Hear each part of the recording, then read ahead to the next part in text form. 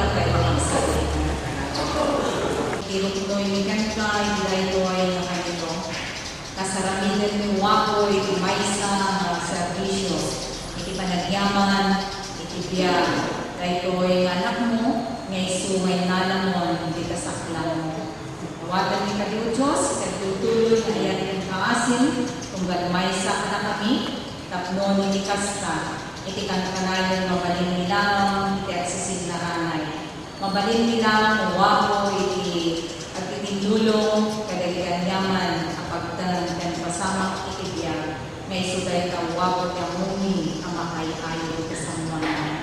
Idala na kami, mabaon, kay Espiritu Santo, ket pagpay sa anak ng wapo, kasaramin ni, dahil na servisyo, iti dahil na bigat. Intatag kayo amin na ito kakabsat, itinagan niya po kayo nga sa Kristo. Amen.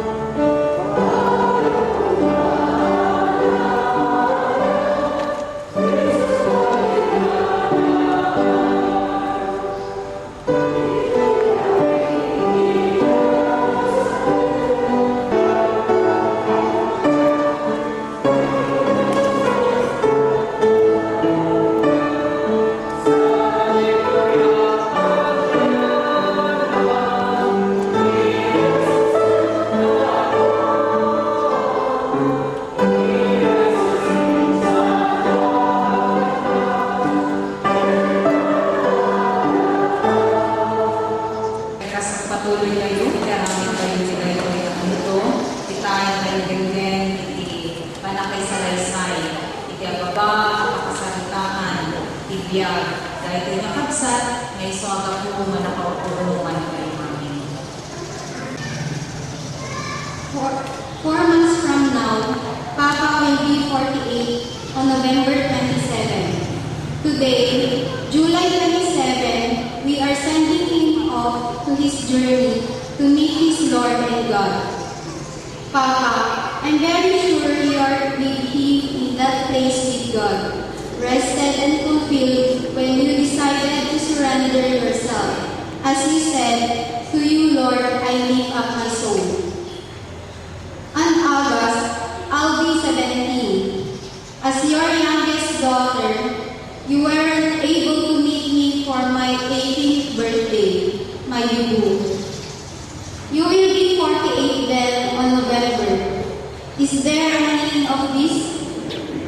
Those who have luck in all the games of chance, try these numbers. It might give you luck you are wishing for. 17 years with you, Papa, is not enough to scribble down your biography. Too short for me to remember, and wonderful old memories I have had with you, Papa. Most of us don't like to do it. Even some women could not dare to do, but Papa did it as part of his daily routine. When Papa married my mom, he accepted a package responsibility for having 5 kids to share with my mom, while they will build a new family he can call his own. Papa was not able to gain higher education. He only finished his secondary education, but despite that, in his simple and little way, he was able to help my mom to let this kid grow and finish their own chosen profession.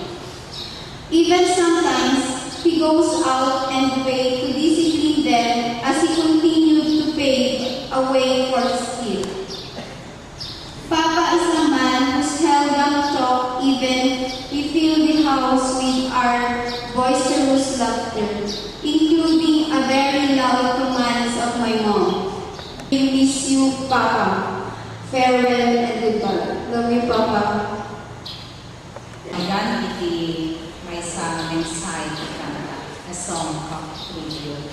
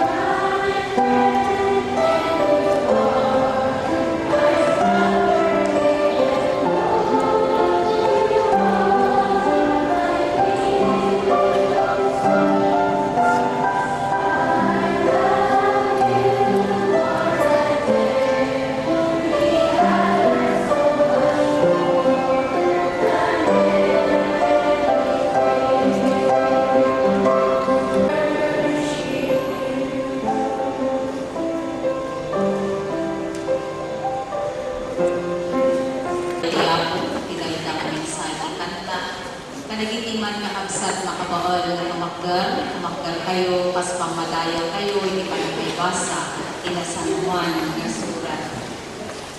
Surat ni San Pablo, kadagiti taga Corinto, iti kapitulo 5, versikulo 8, ang inglanay 3, ket kastoy, iti nailanan.